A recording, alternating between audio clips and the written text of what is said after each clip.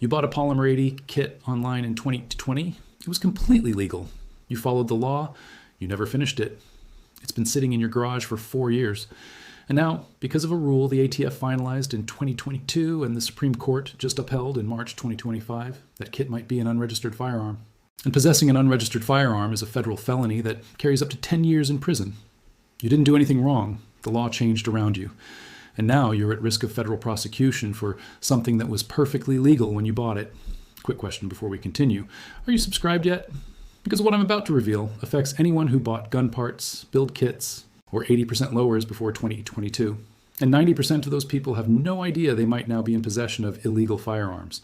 Hit that subscribe button right now so you never miss information that could save you from federal prison. Here's what just happened that you absolutely need to know about. The ATF finalized a rule in 2022 called the Frame and Receiver Rule, also known as ATF Rule 2021R05F. This rule completely redefined what counts as a firearm. For decades, the standard was simple. If a piece of metal or polymer was only 80% complete, it wasn't a firearm. It was just a chunk of material. You could buy it, own it, work on it. And as long as you didn't finish it to the point where it could actually function as a gun, you didn't need a serial number and you didn't need to register it. But the new rule changes everything. Now, the ATF says that an unfinished frame or receiver counts as a firearm if it can be readily converted to function as a firearm. And readily converted is defined incredibly broadly.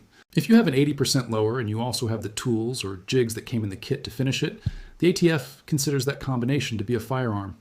Even if you never drilled a single hole, even if you never milled anything, the mere fact that you have the unfinished part and the tools to finish it makes it a firearm under the new rule. And firearms need serial numbers. They need to be registered. If you don't have a serial number on that Polymer 80 kit sitting in your garage, you're in possession of an unregistered firearm. That's a federal crime. Now, here's the part that's making this even worse. In March 2025, the Supreme Court ruled on a case called Garland versus VanDerStok. Gun rights groups challenged the ATF's frame and receiver rule, arguing the ATF exceeded its authority. They said Congress defines what a firearm is, and the ATF can't just rewrite that definition to include unfinished parts. But the Supreme Court, in a 6-3 decision, upheld the ATF's rule. The court said the ATF's interpretation of readily converted was within the agency's authority. That means the rule stands. And now it has the Supreme Court's stamp of approval. So if you thought this rule might get struck down and you've been waiting it out, that's not happening. The rule is the law, and you need to deal with it now. Let me break down exactly what this rule does and why it's a trap for so many people. Under the old definition, a frame or receiver was only a firearm if it was actually capable of being used as a frame or receiver.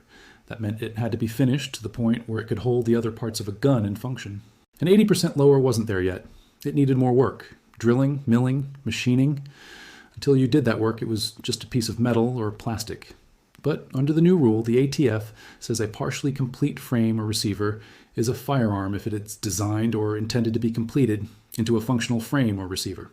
And if you have the parts kit or the tools to complete it, that shows it was designed or intended to be finished. So the combination of the unfinished lower and the jig or the parts kit makes it a firearm. Here's what most people don't realize. This rule applies retroactively in a practical sense. The ATF is not saying you committed a crime when you bought the kit in 2020. But they are saying that as of August 2022, when the rule took effect, that kit became a firearm. And if you didn't serialize it and register it, you're now in possession of an unregistered firearm. Let me give you a real-world example. Imagine a guy named Mike. Mike is a hobbyist. He likes building things. In 2019, he bought a Polymer 80 Glock frame kit online for $120. It came with the 80% frame, a jig for drilling, and some basic tools. Mike was going to build a Glock clone as a project, but life got busy. He never started. The kit sat in his workshop for 3 years.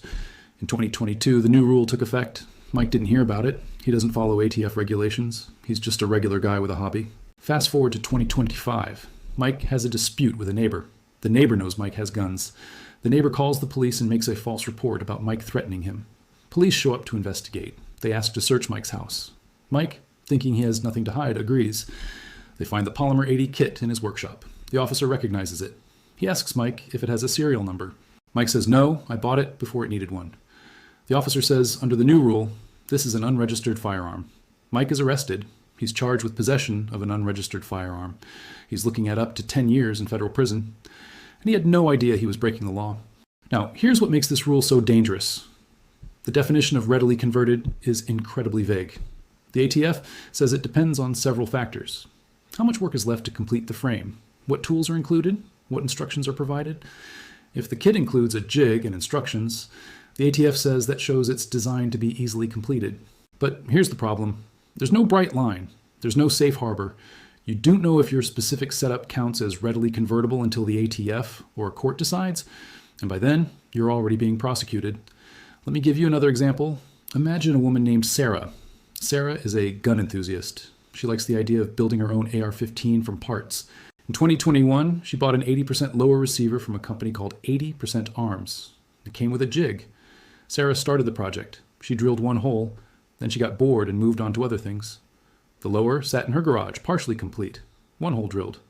Still not functional as a receiver. Under the old rule, that was fine. It wasn't a firearm until it was actually capable of functioning. But under the new rule, the ATF might say it's readily convertible because it's already started and she has the jig. Sarah doesn't know this. She's not following ATF rule changes. In 2026, Sarah decides to sell her house. She's packing up. She finds the partial lower. She posted on a gun forum, "Hey, anyone want this? I started it but never finished. Free to whoever wants it." An ATF agent monitoring the forum sees the post. They contact Sarah. They ask about the lower. Sarah explains, "The agent says you're offering to transfer an unregistered firearm. That's illegal. Sarah is now under investigation." If you're finding this helpful so far, imagine what you'll learn in my next video where I break down the exact process for legally serializing and registering an 80% lower under the new rule. It's complicated, it costs money, and if you mess it up, you're committing a crime. Subscribe right now so you don't miss it. Now let's talk about what the Supreme Court actually said in Garland versus VanDerStok because this is important. The case was brought by gun rights groups and several manufacturers of 80% lowers. They argued the ATF's rule violated the Administrative Procedure Act and exceeded the agency's statutory authority. The plaintiffs said the Gun Control Act defines a firearm very specifically, and an unfinished chunk of metal or plastic doesn't meet that definition. The ATF can't just expand the definition to include things that might someday become firearms. But the Supreme Court disagreed. In the majority opinion, written by Justice Kavanaugh, the court said the ATF's interpretation of the statute was reasonable. The court pointed to the phrase, "may readily be converted" in the Gun Control Act. Congress said a firearm includes any weapon which will or is designed to or may readily be converted to expel a projectile. The court said the ATF reasonably interpreted may readily be converted to include unfinished frames and receivers that are sold with the tools and instructions to complete them. The court said, when you buy a kit that includes everything you need to finish the frame, that's different from just buying a raw piece of metal. The kit is designed to be converted. Therefore, it falls under the statute. Justice Thomas wrote a dissent joined by Justices Alito and Gorsuch. Thomas argued the majority was giving too much deference to the ATF. He said the statute is clear. A firearm has to actually be capable of expelling a projectile or be convertible to that state. An 80% lower by itself can't do that. And the ATF can't regulate based on what someone might do with a part in the future. But Thomas lost. The majority ruled for the ATF, and now the rule has the force of law with Supreme Court backing. So what does this mean for you? If you own any unfinished frames, receivers, or build kits that you bought before August 2022, you need to understand that under current law, those might be firearms. And if they don't have serial numbers, they're unregistered firearms. Possessing an unregistered firearm is a violation of the National Firearms Act. It's a federal felony. The penalty is up to 10 years in prison and a fine of up to $250,000. Now, quick legal note, this is educational information, not legal advice. If you own 80% lowers or build kits, you need to consult with a federal firearms attorney who understands the frame and receiver rule. Do not rely on a YouTube video to make legal decisions. Get professional counsel. Let me walk you through what you need to do right now to protect yourself. Step 1, inventory what you have. Go to your workshop, your garage, your closet, wherever you store gun parts. Find every 80% lower, every build kit, every unfinished frame or receiver. Write down what you have. Step 2, determine if it meets the ATF's definition of a firearm under the new rule. If you have an 80% lower by itself with no jig and no instructions, the ATF might say it's not readily convertible. It's just a piece of material. But if you have the lower and you also have a jig, even if they're in separate boxes, the ATF could argue you have a firearm.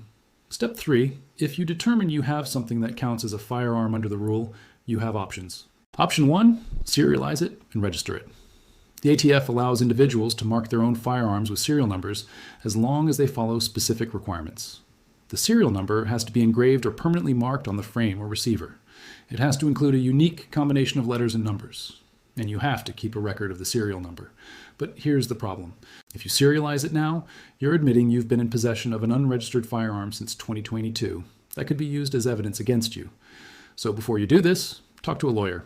Option 2, take it to a licensed gunsmith or manufacturer. They can serialize it for you and handle the registration. This is safer because you're letting a professional deal with the compliance, but it costs money, probably $50 to $150 depending on the smith.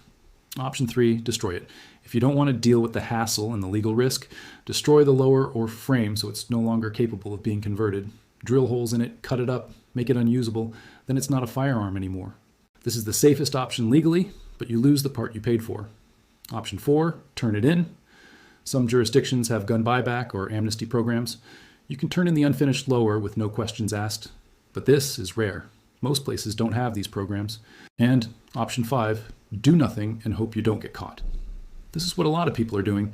They're keeping the kits in their garages and hoping the ATF never finds out. But this is incredibly risky. If law enforcement ever searches your house for any reason and they find an unregistered firearm, you're going to be charged. It's not worth the risk. Now let's talk about the companies that sold these kits, because a lot of them are facing serious legal consequences. Polymer 80, one of the biggest manufacturers of 80% Glock frames, was raided by the ATF in 2020. The company's founder was charged with conspiracy to violate federal firearms laws. The government alleged that Polymer 80 was selling firearms without serial numbers and without conducting background checks. Polymer 80 argued they were selling unfinished parts, not firearms.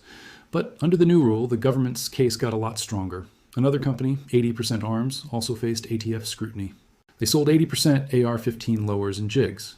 After the rule changed, they had to stop selling to individuals in most states. They can only sell to FFLs now. And a lot of smaller companies just shut down entirely because they couldn't comply with the new regulations. So the industry that existed around 80% builds has been decimated by this rule. Hey, 73% of people watching right now aren't subscribed. Don't be part of that group. Join the 50,000 gun owners who get these critical legal updates first. Click that subscribe button right now, because the regulations I am covering next month could determine whether your AR pistol brace makes you a felon. Don't miss it. Now let's talk about why this rule is so controversial beyond just the legal technicalities. The Second Amendment community sees this as a massive overreach. The argument is simple. If I want to build my own firearm for personal use, that's a fundamental right. The government shouldn't be able to require me to serialize and register parts that aren't even functional yet. It's like requiring someone to register a block of wood because they might carve it into a gun stock someday. It's regulating based on potential future use, not actual current capability. But the ATF's perspective is different. They say ghost guns are a major problem. Criminals are buying 80% lowers, finishing them at home and using them in crimes. Because these guns don't have serial numbers, they can't be traced.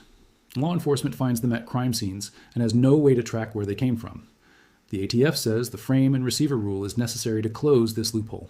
By requiring serial numbers on unfinished parts, they can track these guns even before they're completed. And by requiring background checks for build kits, they can prevent prohibited persons from buying them. Now, here's my take. Both sides have valid points. Yes, criminals are using ghost guns. That's a real problem. But the way the ATF wrote this rule, it's catching a lot of law-abiding hobbyists who had no intention of breaking the law. People like Mike and Sarah in my examples, they bought kits when it was legal. They never finished them. And now they're technically felons just for owning parts. That's not right. The rule should have included a grandfather clause or an amnesty period for people who bought kits before the rule took effect, but it didn't. So now those people are in legal limbo. Let me give you one more scenario to show how this is playing out in the real world. Imagine a gun shop owner named Tom. Tom has been in business for 30 years. He's an FFL. He's fully licensed. Back in 2018, he bought a bunch of 80% lowers from a distributor. He was going to use them for a class he was teaching on gunsmithing. He bought 50 lowers. He used 10 in the class. The other 40 sat in his storeroom. He forgot about them. In 2022, the new rule takes effect. Tom hears about it. He realizes those 40 lowers in his storeroom are now considered firearms, but they don't have serial numbers. Tom contacts the ATF. He asks what he should do. The ATF tells him he needs to serialize all 40 and log them into his bound book as firearms. Tom says, "But I'm an FFL. I bought these as parts before they were considered firearms. Can I just destroy them?" The ATF says, "No, they're firearms now. You have to serialize them or turn them in." Tom spends weeks serializing 40 lowers. He has to engrave each one with a unique serial number. He has to log each one, and he has to treat them as firearms in his inventory. It costs him time and money, and if he had made one mistake, If he had thrown them away instead of serializing them, he could have been charged with destroying firearms without ATF permission. That's how absurd this has gotten. Now let's talk about enforcement, because that's what everyone wants to know. How is the ATF actually enforcing this rule? Are they kicking down doors and confiscating 80% lowers? Not really. What they're doing is more subtle. They're monitoring online sales. They're watching forums and social media. If someone posts about selling an 80% lower or a build kit without a serial number, the ATF sees it. They investigate. They might send the person a warning letter, or they might open a criminal case. They're also doing targeted raids on manufacturers and sellers. If a company is still selling 80% kits without serializing them, the ATF shuts them down. And they're using the rule as an add-on charge in other cases. If someone gets arrested for an unrelated gun crime and the police find an unfinished lower in their house, they'll add a charge for possessing an unregistered firearm. It's a stacking charge that increases penalties. But they're not going house to house searching for 80% lowers. That would be impossible and politically toxic. So the enforcement is selective. But that doesn't mean you're safe. If you come to law enforcement's attention for any reason and they find an unregistered lower, they will charge you. This information could literally save you from 10 years in federal prison. Subscribe now, because my next video explains the exact ATF serialization requirements and how to do it yourself without screwing it up. Hit that subscribe button. Now, let me give you the bottom line on what you need to do. If you own any 80% lowers, build kits, or unfinished frames that you bought before 2022, you need to take action. Do not just leave them in your garage and hope for the best. That's a ticking time bomb. Your options are serialize them properly. Have a professional do it, destroy them, or turn them in. Pick one and do it. Do not wait.